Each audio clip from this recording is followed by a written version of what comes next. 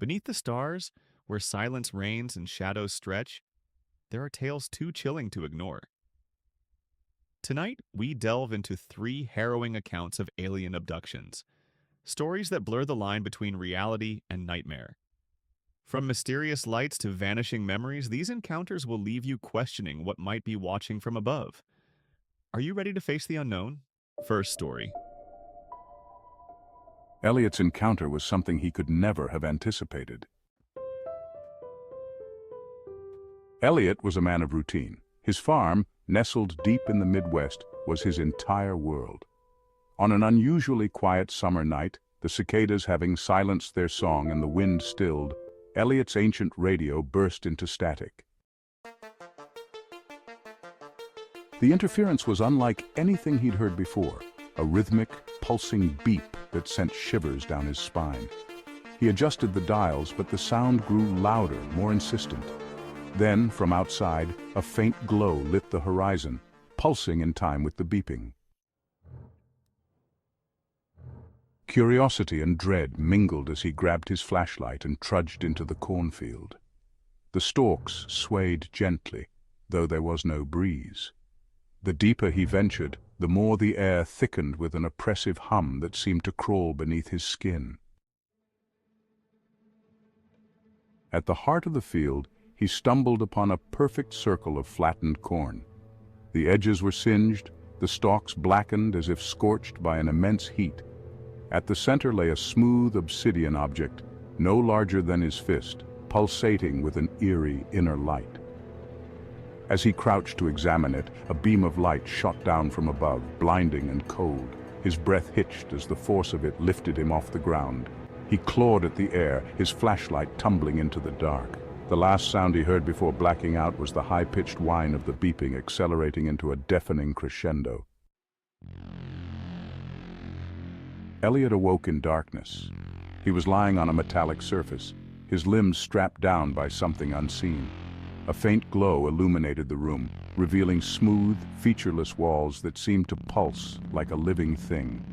A low, guttural clicking sound echoed, and Elliot turned his head as much as his restraints allowed. Shadowy figures with elongated limbs and impossibly large eyes moved fluidly, their silhouettes distorted like heat waves. One stepped closer, its bulbous head tilting as it studied him with an unblinking gaze. The creature extended a spindly hand, and a sharp metallic instrument materialized in its grip. Elliot thrashed against his bonds, screaming as the device pierced his chest. The pain was unlike anything he'd ever known, a searing electric agony that reverberated through his entire body. The creature extracted a small, glowing shard from the wound, holding it up to the light.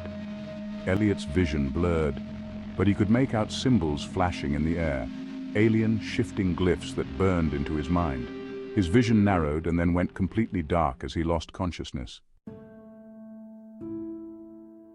Hours, or maybe minutes later, Elliot woke. He was back in the cornfield. The black object was gone, the circle undisturbed, as though nothing had happened. But his chest burned. Pulling his shirt aside, he found a triangular scar, its edges glowing faintly.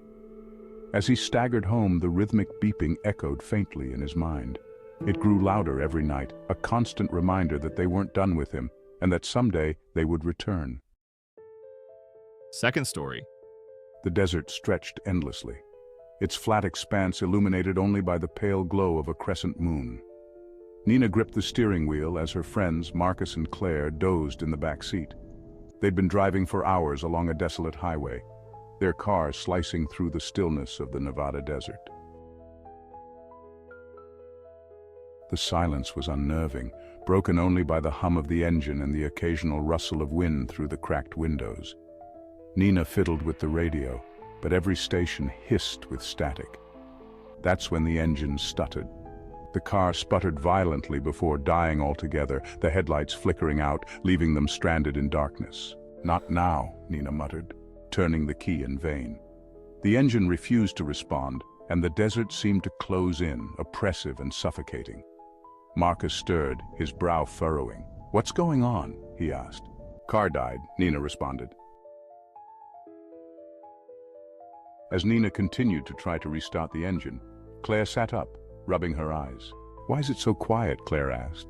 It was then they noticed it, the unnatural stillness. The wind had stopped.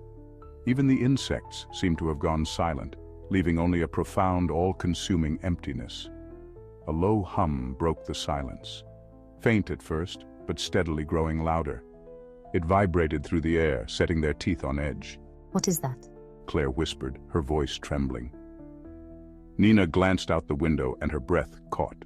A single point of light hovered on the horizon, small and distant. It pulsed rhythmically, growing brighter with each pulse. The hum intensified, reverberating in their chests like the tolling of an enormous bell. "Is that a plane?" Marcus asked, though his voice carried no conviction. The light grew larger, closer, until it split into 3 distinct orbs, each glowing a different color: white, blue, and an unearthly green. They moved in unison, darting impossibly fast across the night sky, forming a triangular pattern above the car. Nina's heart pounded as the interior of the car was bathed in the eerie glow of the orbs. The hum grew deafening, shaking the very air. The lights hovered for a moment before a blinding beam shot down, engulfing the car. Nina screamed as an intense pressure filled her skull, her vision fracturing into shards of light and shadow. Her limbs felt heavy, as though her body was no longer her own. A sudden, absolute silence fell. The light vanished and darkness swallowed them whole. When Nina opened her eyes, it was 4:15 a.m., and she was slumped over the steering wheel. The car's engine purred softly, and the headlights cut through the night as if nothing had happened. "Marcus? Claire?" Nina croaked, turning to the back seat. They were there, pale and trembling, their eyes wide with terror. Marcus rolled up his sleeve to reveal 3 perfect circular burns on his forearm. Claire whimpered, pulling back her pant leg to find a matching mark on her ankle. "What happened?" Nina whispered. But the fragments in her mind, bright lights, cold metallic hands, and shadowy figures, were too horrifying to piece together. From that night on, the burns remained, and so did the nightmares. But worse was the feeling they couldn't shake, that something had been taken from them, and that the lights could return at any time, and there was nothing they could do about it. Final story. Jake and Laura had always loved the solitude of camping, seeking out the most remote locations where the stars burned bright and the world felt untouched. This time, they'd chosen a dense forest far from any town. It was perfect, silent, isolated, and miles away from cell phone service. As night fell, they sat by the fire, its crackling the only sound in the stillness. The trees loomed above, their branches like skeletal hands clawing at the star-speckled sky. The chill in the air felt sharper than usual, biting through their jackets despite the roaring flames. Laura gazed up. "The stars seem closer tonight," she murmured, her voice carrying an edge of unease. Jake chuckled. "That's why we come out here, right? No light pollution." But something about her tone lingered with him. He followed her gaze and noticed something strange. A trio of stars above them glowed brighter than the rest, forming a perfect triangle.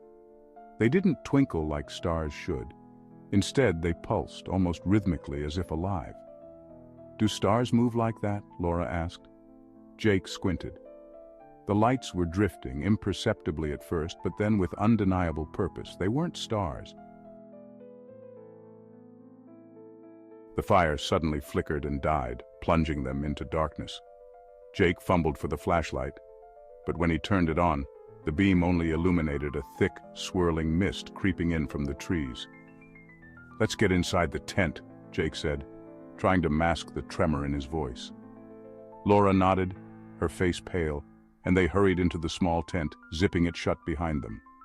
Inside, the hum of the night was gone. No crickets, no wind, just an oppressive silence broken only by their ragged breathing. Then came the hum. Low at first, a vibration they felt more than heard. It grew louder, rattling their teeth, making the tent's thin fabric shudder. Jake unzipped the tent slightly, peering out. The mist had thickened, swirling like smoke, and the lights were now directly above them. They cast an unnatural glow, illuminating the forest in stark, alien hues. "Something's out there," he whispered. Before Laura could respond, the ground beneath them trembled. A beam of light erupted from the sky, piercing the tent and flooding it with blinding brilliance. Laura screamed, clutching at Jake, but her grip faltered as the light engulfed her. "Laura!" Jake shouted, reaching for her, but she was already gone. The beam vanished as abruptly as it had appeared, leaving Jake in suffocating darkness. "Laura!" he screamed, scrambling out of the tent. The forest was eerily still, the mist dissipated, the lights gone. Only the charred remains of their campfire remained. Laura was nowhere to be found. Desperately, he searched for her, but all he found was a scorch mark in the shape of a perfect circle where the tent had been. He reported Laura's disappearance, but search parties found nothing. Days turned into weeks, and Jake was tormented by recurring visions of Laura lying on a metallic table, her eyes open but lifeless, surrounded by faceless beings. One night, months later, Jake awoke to find Laura standing at the foot of his bed. Her skin was pale, her eyes void of emotion, her mouth slightly agape as though frozen mid-scream.